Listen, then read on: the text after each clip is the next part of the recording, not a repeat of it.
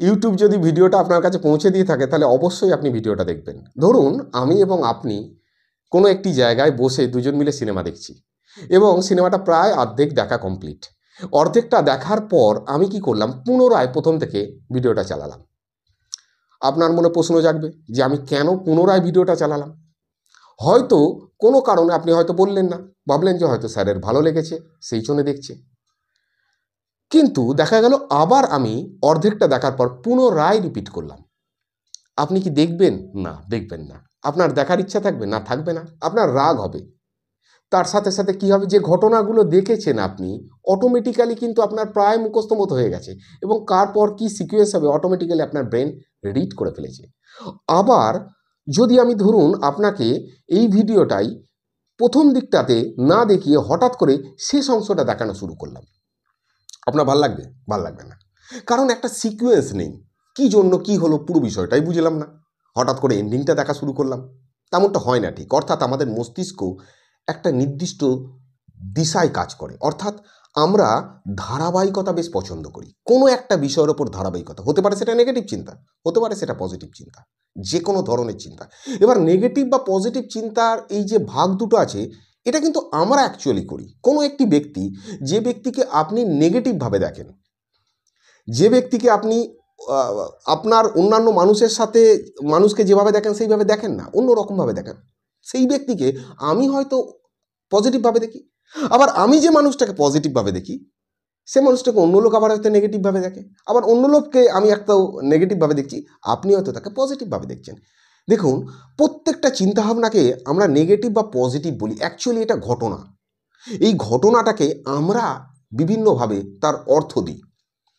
আমাদের যেমন পারসেপশান থাকে তার উপরে ডিপেন্ড করে বিষয়গুলো ঘটে, আমাদের যেমন অ্যাটিটিউড থাকে তার উপরে বিষয়গুলো ডিপেন্ড করে ঘটে, এবং সবথেকে ইম্পর্টেন্ট ছোটোবেলা থেকে আমাদের যেভাবে স্কিমা তৈরি হয়। আমি সম্পূর্ণ সাইকোলজিক্যাল পার্টে ঢুকে গেলাম। এটাই আমি জানি, এটাই আমি এই ভিডিওগুলোতে সাধারণত বলে থাকি। বিশেষ করে কোনো রকম অ্যানিমেশান বা কোনো রকম ভিডিওর মধ্যে স্পেশাল মিউজিক আমার দেওয়া সম্ভব না, কারণ এগুলো আমি জানি না। তো যাই হোক, আজকে আমরা যে বিষয়টা নিয়ে কথা বলছি সেটা খুব ইন্টারেস্টিং, এবং এই বিষয়টা পুরোটা ডিসকাস করার আগে আমি আপনাদের কাছে হাত জোর করে রিকোয়েস্ট করব, প্লিজ যদি আপনার কোনো রকম মানসিক সমস্যা থাকে, কোনো রকম যদি আপনি ডিসঅর্ডারে ভুগে থাকেন, আপনি আপনার কাছাকাছি দেখান।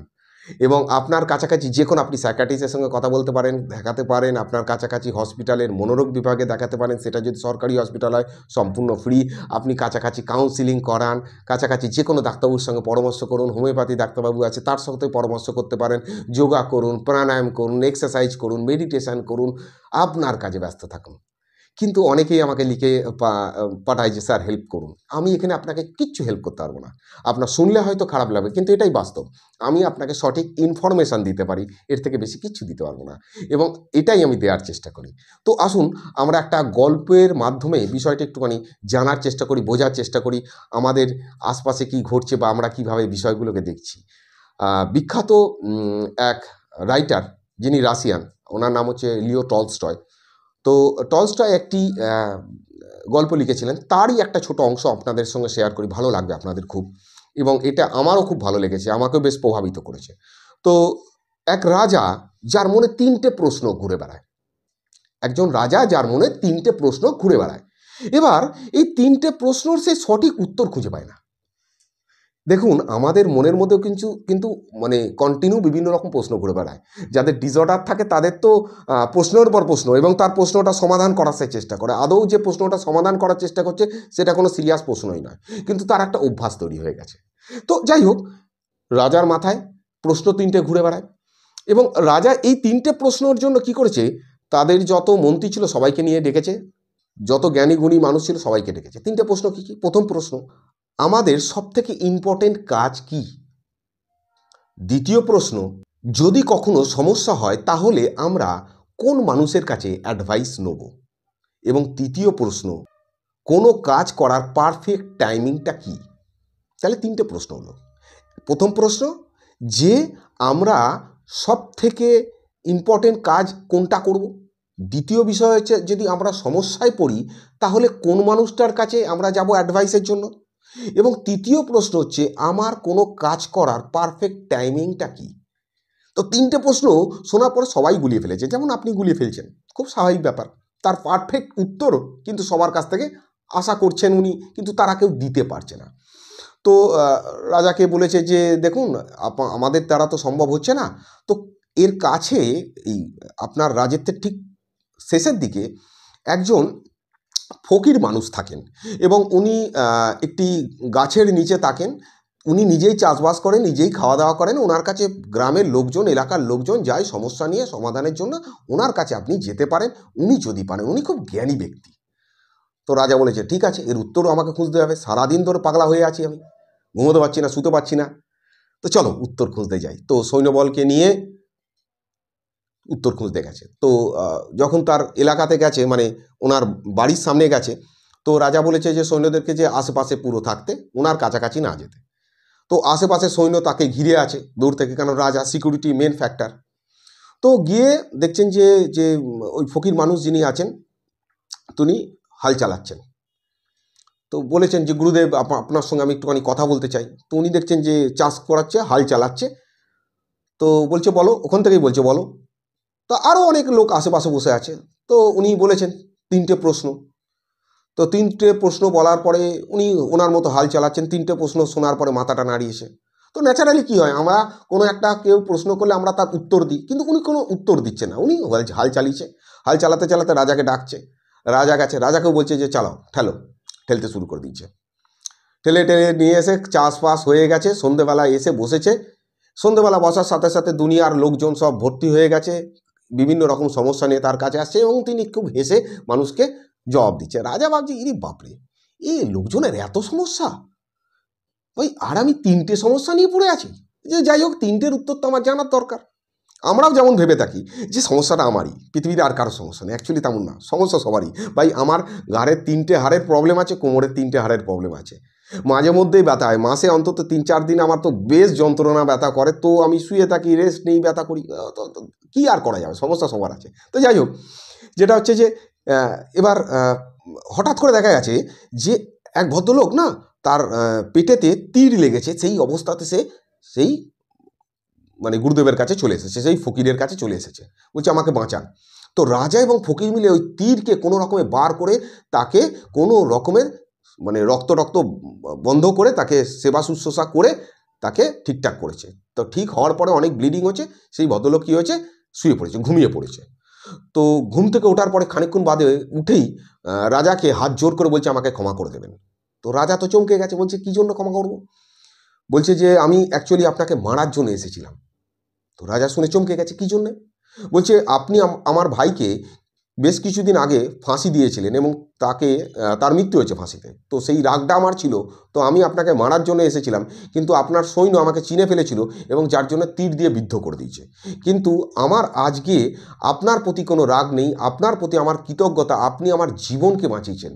আপনি ঈশ্বরের পরই আপনার স্থান আজ থেকে আমার কাছে হয়ে গেল যে আপনি আমাকে বাঁচিয়েছেন। এবার আমার জীবন আপনার কাছে। আপনি যদি আমাকে মেরে ফেলতে চান মেরে ফেলতে পারেন, কিন্তু আমি আপনার কাছে আমার জীবনকে আত্মসমর্পণ করে দিলাম। আপনি যেটা খুশি করতে পারেন। এই শোনার পরে রাজা বেশ বুঝতে পেরেছে এবং তাকে ক্ষমা করে দিয়েছে। তো এটা হওয়ার পরে তো রাজা মনে মনে আশা করছে যে আমার উত্তরটা কখন দেবে, সে তো বিরক্ত হয়ে যাচ্ছে। তো এটা শোনার পরে যে গুরুদেব ছিল সে মনে মনে হাসছে এবং হেসে রাজাকে বলছে তোমার উত্তর তুমি পেয়েছো 3টে প্রশ্ন? বলছে না, 3টে প্রশ্ন তো উত্তর পেলাম না। বলছে কেন? তোমার প্রথম প্রশ্ন ছিল যে আমাদের সবথেকে ইম্পর্টেন্ট কাজ কী? আমাদের সবথেকে ইম্পর্টেন্ট কাজ হচ্ছে আমার বর্তমানে ফোকাস দেওয়া, বর্তমানকে ফোকাসে রাখা। অর্থাৎ তোমার কাছে যে সমস্যাটা এলো তার তুমি সমাধান করলে। সকালবেলা যখন আমি হাল চালাচ্ছিলাম, তোমাকে যখন আমি বললাম চলো হালটাকে ঠেলো, তুমি সেটার দিকে ফোকাস দিলে। তাহলে আমাদের লাইফের সবথেকে ইম্পর্টেন্ট কাজ হচ্ছে বর্তমানে ফোকাস দেওয়া। কিন্তু আমরা কী করি, অতীত আর নয় ভবিষ্যৎ নিয়ে চিন্তা করি। অতীতকে আপনি পরিবর্তন করতে পারবেন না, ভবিষ্যতের আপনি পারফেক্ট প্ল্যান করতে পারবেন না। তো সুতরাং আমরা বর্তমানে যদি ফোকাস করি তাহলে অটোমেটিক আমার ভবিষ্যৎটা কিন্তু খানিকটা হলেও ঠিকঠাক হবে। এটা মাথায় রাখতে হবে। তাহলে প্রথম প্রশ্নের উত্তর পেয়ে গেছে। দ্বিতীয় প্রশ্ন তোমার কী ছিল? দ্বিতীয় প্রশ্ন ছিল যে অ্যাডভাইস আমরা কোথায় নেব, কার থেকে আমরা অ্যাডভাইস নেব? তো অ্যাডভাইস তোমাকে নিতে হবে তোমার কাছাকাছি কারোর থেকে। দেখো তীর বিদ্ধ হওয়ার পর এই মানুষটা কোথায় অ্যাডভাইস নিতে এসেছে, কোথায় সাহায্য নিতে এসেছে? অ্যাডভাইস মানে তো সাহায্য না। তো কোথায় অ্যাডভাইস নিতে এসেছে, কোথায় সাহায্য নিতে? তার কাছাকাছি। অর্থাৎ তোমাকে তোমার কাছাকাছি যে মানুষটা আছে, যাকে মনে হচ্ছে তোমার এই মানুষটা তোমাকে অ্যাডভাইস দিতে পারে, তার কাছেই তুমি যাও। তোমার কাছাকাছি সব থেকে মানুষটা যে আছে, প্রিয় মানুষটা, তার কাছে তুমি অ্যাডভাইসের জন্য। সেটা হতে পারে তোমার মা বাবা, তোমার ভাই বোন, এবং মা বাবার অ্যাডভাইস সব থেকে বেস্ট অ্যাডভাইস হয়। তো তুমি চেষ্টা করো যে তোমার যত সমস্ত সমস্যাকে তোমার বন্ধু বান্ধব মা বাবার সাথে শেয়ার করো, তাদের থেকে advice now. That is the best. তৃতীয় প্রশ্ন ছিল কোনো কাজ করার পারফেক্ট টাইমিং কি? এটা ছিল তৃতীয় প্রশ্ন। তোমার কোনো কাজ করার পারফেক্ট টাইম হচ্ছে এখন, এই মুহূর্তে। এখন বিষয়টা হচ্ছে কি, যে তোমার কাছে যখন এলো একজন তীরবুদ্ধ মানুষ, তো তুমি তাকে কি করলে? সঙ্গে সঙ্গে হেল্প করলে, পারফেক্ট টাইমিং। তো আমরা ভাবি যে আমরা কোনো একটা কাজ ফেলে রেখে দেবো, সেই কাজটা ধীরে ধীরে করবো। না, ধীরে ধীরে না। যেটা সময়ের সাথে সাথে ঘটবে সেটা সময়ের সাথে সাথে ঘটবে, আর যেটা আমার হাতে আছে সেটা আমাকে করতে হবে। এখন মুশকিলটা হয় কি, বেশ কিছু কাজ আছে আমাদের জীবনের, বেশ কিছু বিষয় আছে, বেশ কিছু ডেভেলপমেন্ট আছে, যেমন শরীর খারাপ। বেশ কিছু শরীর খারাপ আছে যেটা সময়ের সাথে সাথে আপনি ডেভেলপ করবেন, সময়ের সাথে সাথে আপনি ঠিক হবেন। কিন্তু যদি আপনি তাড়াহুড়ো করেন, সেটা আরও বিগড়ে যাবে। ধরুন আপনার কেটে গেছে, ডাক্তার আপনাকে ব্যান্ডেজ করে দিয়েছে, এবং ডাক্তারবাবু আপনাকে বলেছে যে দেখুন, যে ব্যান্ডেজটা করেছি 7 দিন বাদে খুলবেন। আপনি কি করছেন? রোজ খুলে খুলে দেখছেন যে ওটা শুকিয়েছে কিনা। তাহলে কি ওটা শোকাবে না। তাহলে আপনাকে ধৈর্য রাখতে হবে নির্দিষ্ট সময়। ধরুন কোনো মানুষের পা ভেঙে গেছে, প্লাস্টার হয়েছে, তাকে বলা হয়েছে যে 25 দিন পর আপনি আসবেন, 25 দিন পর দেখব, তারপরে দেখা যাবে যে কখন প্লাস্টার কাটবো। আপনি যদি তাড়াহুড়ো করেন, 1 সপ্তাহ মাথায় যদি প্লাস্টার কাটেন, আপনি কি হাঁটতে পারবেন? আপনার হাতটা কি জুড়ে গেল? আপনি কি ঠিক হয়ে গেলেন? না, নির্দিষ্ট সময় সেটা হবে। অর্থাৎ আমাদের একটা বিষয়কে মাথায় রাখতে হবে, যে ধৈর্য হচ্ছে আমাদের সব থেকে বড় অস্ত্র, যেটাকে বর্তমানে আমরা কিন্তু নষ্ট করে ফেলছি। আপনি যখন মোবাইল দেখেন, আপনি যখন রিলস দেখেন, তখন দেখেছেন আপনার ধৈর্য কোথায় আছে? আপনি ছোট ছোট ভিডিওগুলোকে কিভাবে স্কিপ করে দেন, ছোট ভিডিওটা দেখেন না। আপনি সারাদিনে 100 ভিডিও দেখেন, একটাও ভিডিও মাথা থাকে না। বড় কোনো ভিডিও দেখার কোনো মনোযোগই নেই। তো বিষয়টা হচ্ছে আমাদের এখন ফোকাসটা, এত জায়গা থেকে আমরা ইনফরমেশান পাচ্ছি, আমরা খুব তাড়াতাড়ি না ডিস্ট্র্যাক্ট হয়ে যাচ্ছি। তো নিজেকে আগে ধৈর্য ধরা শেখান, প্রত্যেক দিনকে আপনি নিজেকে এই জায়গাটা ফিক্সড করুন যে আমি অ্যাটলিস্ট 10 মিনিট ধৈর্য ধরে কোনো কাজ করব। সেটাকে 11 মিনিট করুন, 12 মিনিট করুন, নিজের সাথে ধীরে ধীরে ডেভেলপ করুন। ধৈর্য রাখতেই হবে। আপনি বই পড়া শুরু করুন। বই পড়ার মতো ভালো জিনিস কিছু হয় না। আমি বহু মানুষকে বলেছি। আবার যদি বলেন যে স্যার আপনি হাত জোর করে বলেন, তাহলে আমরা বই পড়ব। আমি হাত জোর করে বলছি, প্লিজ আপনারা বই পড়ুন। ছোট ছোট অনেক ভালো ভালো বই আছে, আপনারা পড়তে পারেন। তার মধ্যে দুটো বই আমি মানে ইনসাইট কেয়ারেতে যে প্রোডাক্ট বলে আইটেম আছে, ডেসক্রিপশানেতে সব জায়গায় দিয়ে দিয়েছি, সেখানে থেকে আপনারা দেখতে পারেন ইনসাইট কেয়ারের সাইটেতে। তো সেই বইগুলোকে আপনারা সিলেক্ট করতে পারেন। The power of subconscious mind, এটা বাংলায় পাওয়া যায়। The power of positive thinking, এটা বাংলায় পাওয়া যায়। তো এই দুটো বই বাংলায় পাওয়া যায়, অথবা ইংরেজিতেও পেতে পারেন।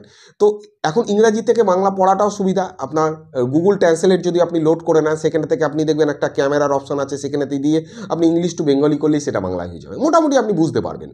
এছাড়া অনেক বই আছে, শিক্ষার লেখা বই আছে, জয় আপনার। তো আপনি এই ধরনের বইগুলো পড়তে পারেন। Hope and helps for anxiety, এটা কিন্তু দারুণ বই একটা, এটাও আপনারা পড়তে পারেন। দেখুন বিভিন্ন বই, সেই বইগুলোর লিঙ্ক কিন্তু আমি দিয়ে দিয়েছি ইনসাইট কেয়ারেতে, সেই বইগুলো সেখান থেকে নিতে পারেন। এবং আরও একটা বিষয়, যে আমাদের অভ্যাস একটা বড় ফ্যাক্টর। এই অভ্যাস নিয়ে আমি একটি ভিডিও এই সপ্তাহে দেবো। এই সপ্তাহে অর্থাৎ সানডে 11টা ইন্ডিয়ান টাইম, 11টাতে সানডেতে আমি দেবো ভিডিওটা, অবশ্যই দেখবেন। আমার মনে হয় এই ভিডিওটা প্রত্যেকের দেখা উচিত, যেটা আমি ইনসাইট কেয়ারেতে দেবো। এবং যে সিরিজটা চলছে ইনসাইট কেয়ারেতে, লাস্ট 5টা সিরিজ দিয়েছি, তার মাঝখানে এটাই দেবো, তারপর আবার সেই সিরিজগুলো চলবে। এবং ভিডিওগুলো ভালো করে দেখবেন, বুঝবেন। এবং নিজেকে ভালো রাখার জন্য একটা জিনিস মাথায় রাখবেন, অতীতে কি ঘটেছে ছেড়ে দিন, ভবিষ্যতে কি ঘটবে ছেড়ে দিন।